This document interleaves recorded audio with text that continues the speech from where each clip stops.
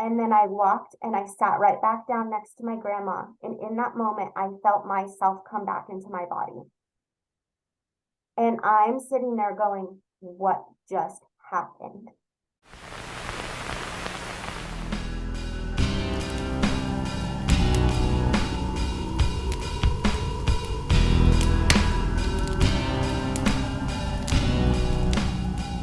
In the early 2000s, in Riverside, California, an 11-year-old girl named Shayna loses her mentor and her best friend, her father. Just 11 years later, sitting near his gravesite, not only does she feel his presence, but she feels him physically take control of her body. Now, she believes he did this to tell her aunts, his sisters, a message.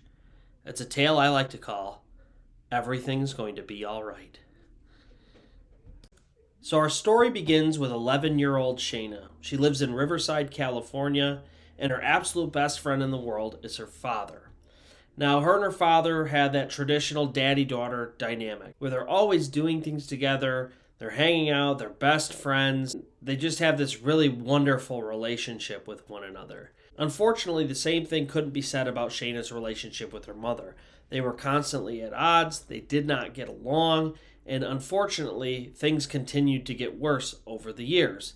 Now, kind of standing in for Shayna's mom in the sort of motherly role was her dad's sister, Katie. So this was her aunt. Now, her aunt's about 10 years older than Shayna is. So Shayna's 11 at the time. Her aunt is sitting right around 21 years old. But Shayna frequently remembers that her aunt would come over, and when times were stressful, she would pick her up, take her out. They would have a great night together.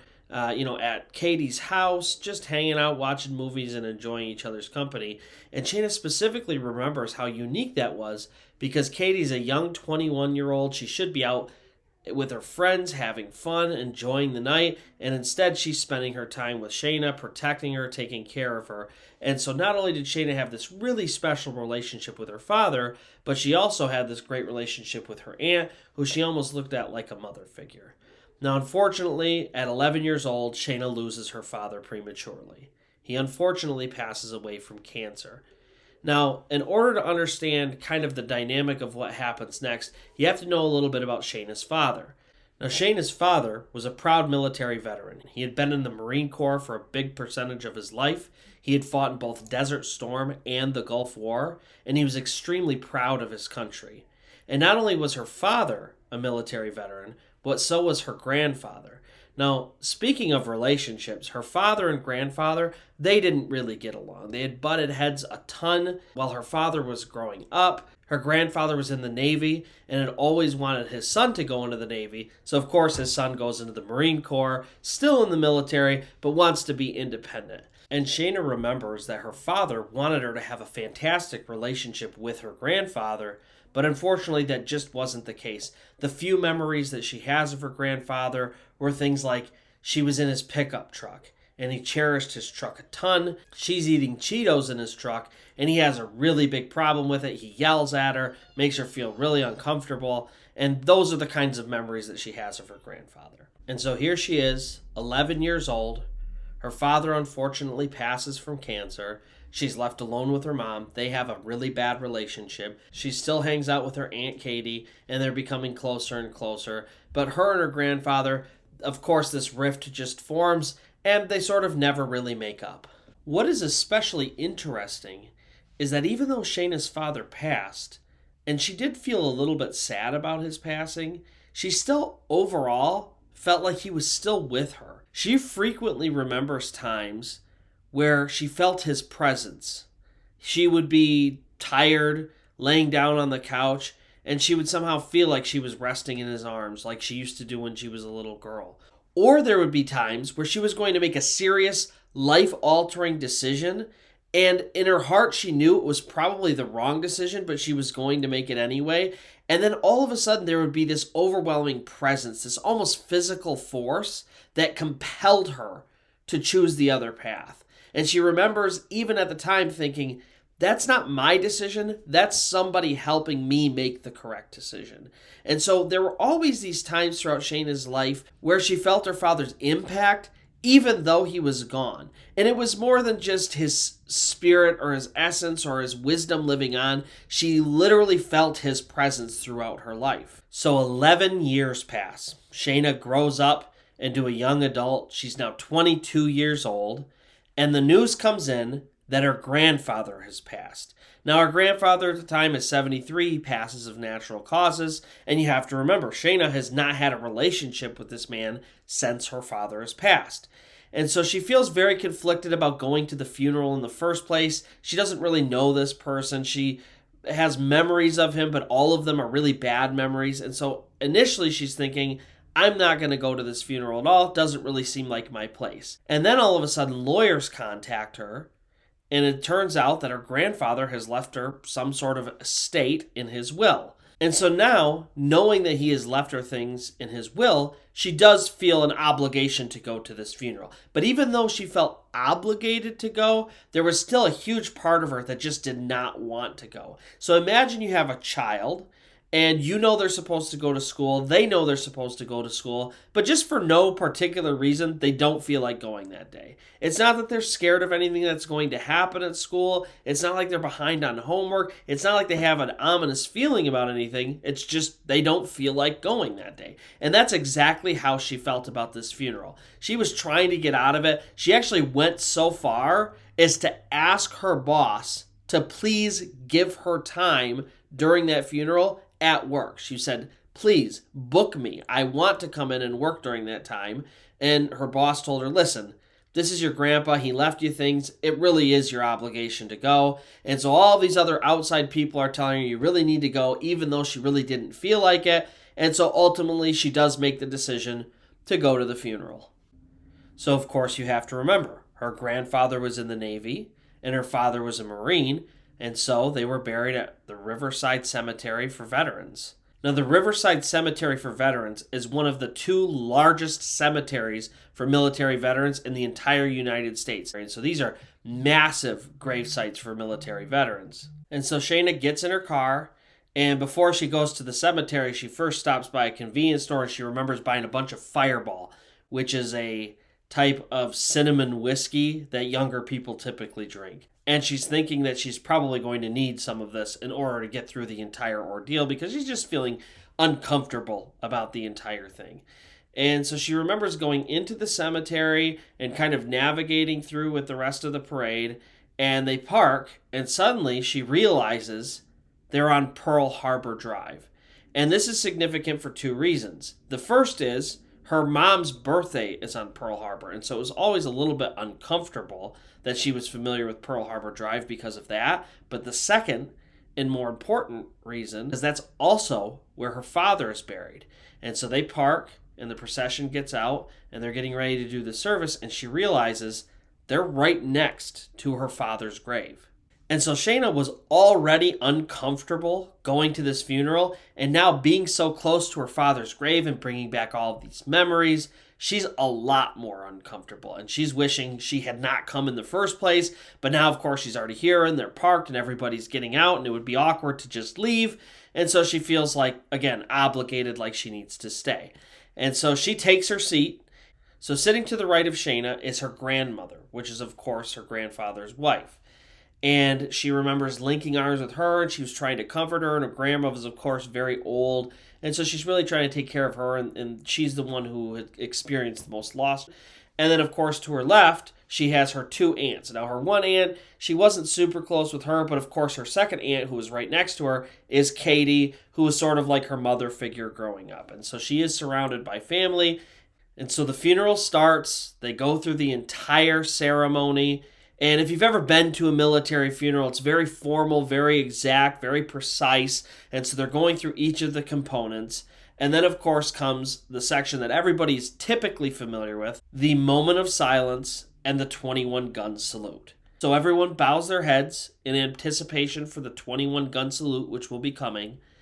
And this is when it happens. Suddenly, Shayna feels this presence literally take over her body. Now, she remembers she's still in her body. This is not something where she floats up and is hovering, looking down at everything. She's still in her body. But she said it was a lot like if you were in the passenger seat of a vehicle. Suddenly, she's not the driver and she's not in control anymore. She felt very uncomfortable. She knew there was a second presence in her body. She didn't quite understand what was going on, but suddenly she feels her head turn towards her grandma, and all of a sudden she gives a little smile and a nod. And then she literally feels herself stand up. Remember, everybody else is bowing in a moment of silence. She stands up in the middle of this funeral, something she never would have done. Remember, she's extremely uncomfortable. She does not want to be here. She sort of wants to fade into the background and then be gone as soon as this is done. And suddenly she stands up, she turns, takes a step over to her aunts, gets down on her knees in front of them, and reaches out and gives them each a hug, pulls them in, hugs them tight, and then releases them, looks them both in the eyes, and then gives them a little bit of a nod. Kind of like, don't worry, everything's going to be okay. And she remembers her one aunt was a little bit confused, but Katie, they had a great relationship together, her eyes got wide, and she could tell that she knew something was going on. And so Katie is confused and alarmed. Shayna is extremely alarmed because she can't even control her body right now. It's doing all these different things that she's not telling it to do. And then suddenly she stands back up. She turns. She sits back down. And then Shayna comes back into herself and this other presence leaves. And so Shayna is terrified and confused, and she doesn't know what to do or what to say, and she feels totally embarrassed for having gotten up in the middle of this ceremony. And her grandma turns to her and says, well, that was nice, dear. And her grandma is clearly a little bit confused, but thinks that what she did was kind of a sweet thing. But Shayna, she's just sort of numb and scared. She does not know what's happened at this point. But she just wants everything to finish. And so, of course, the 21 gun salute happens. The ceremony wraps up. And she's sort of numb through this entire experience. She doesn't really know what happened, but she's very concerned. And so she immediately, once everything wraps up, she gets up, she leaves, she's heading back to her car. And, of course, her Aunt Katie catches up with her. And so Aunt Katie comes up, wraps her arm around her, sort of comforting her. And they stop in the middle of the field, and they turn and look at each other. And Katie says, that wasn't you, was it?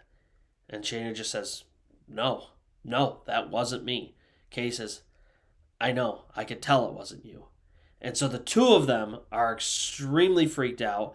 They head back to Shayna's car, and it was a good thing that Shayna ended up having that fireball because they both took a couple drinks to help settle their nerves. And so Shayna gets back in her car. She sits there for a little bit. She relaxes. She's trying to assess what happened. She can't quite figure it out, and so she starts the car, she starts heading for home, and all of a sudden she starts crying. The tears just keep coming, and it's becoming more and more emotional, and it got to the point that it was so bad, she literally had to pull her car over, park, and she's just sobbing in her front seat, and that's when it really hits her. She realizes, really for the first time, that it was her father that was taking control of her body, and he was really there to do for his sisters what he had been doing for her since he passed. He was there just to let them know, listen, everything's going to be all right. And that was exactly what Shayna had felt throughout those 11 years of having him gone from her life. Every time she was in a scary situation, something she didn't know if she could handle, where she felt overwhelmed, every single time she felt his presence there saying, listen, don't worry, I'm here, everything's going to be all right. And so she knows that he took control of her body in order to tell his sisters the exact same message. Now, that was not the last time that Shayna has experienced his presence. She still says to this very day, anytime she feels overwhelmed, extremely stressed, when she feels like maybe she can't go on and things are too difficult and she doesn't know who to turn to and get advice from, every time something like that happens, she feels her father's presence. Either she feels that he's in the room or she feels his arm around her shoulder. And this is actually extended to her son. So recently she had a new son. He came home. He was only about 2 months old, and he was having trouble sleeping, and there was all the stress in their lives, and Shayna was very worried because she had taken on new work, and now she had this new baby, and she just felt very stressed, very overwhelmed. And she remembers her and her husband. They're standing there. The baby's laying down on the bed. They're just feeling very overwhelmed. They're very thankful for what they have, but they're new parents and they're young and they're stressed. And all of a sudden, their baby looks up. he looks past both of them. And then all of a sudden he started laughing, and then about 2 seconds later fell asleep. And they both remember realizing that the laugh wasn't something that the baby had necessarily found funny. It was more like he was comforted and he felt happy and totally relaxed enough to just fall right asleep. And so Shayna still says that her father's presence is around, always protecting her and her family no matter what. So that's going to wrap up today's story. First, a huge thank you to Jack's Attic. They are a graphic designer that focuses on things like retro video games, horror, trading cards. They put out a ton of really cool merchandise all the time. I will link their stuff below. But they put together all of my new graphics. So if you notice all of the graphics popping up on my socials, huge thank you to Jack's Attic. They are the ones responsible for that. Now, if you do like this kind of content, first-hand experiences with the paranormal or supernatural, then please like this video, subscribe to my channel. That is the type of content that I put out. I aim to upload at least one story a week. And listen, if you do have a story or you know somebody who has a story, a first-hand account of something supernatural, something unexplainable, please do me a favor. Shoot me a message here. Shoot me a message on one of my socials. I'm always looking to collect and retell new stories. So I'll see you next time where you'll pull up a chair, I'll keep the fire stoked, and I'll have a new story for you. Have a great night.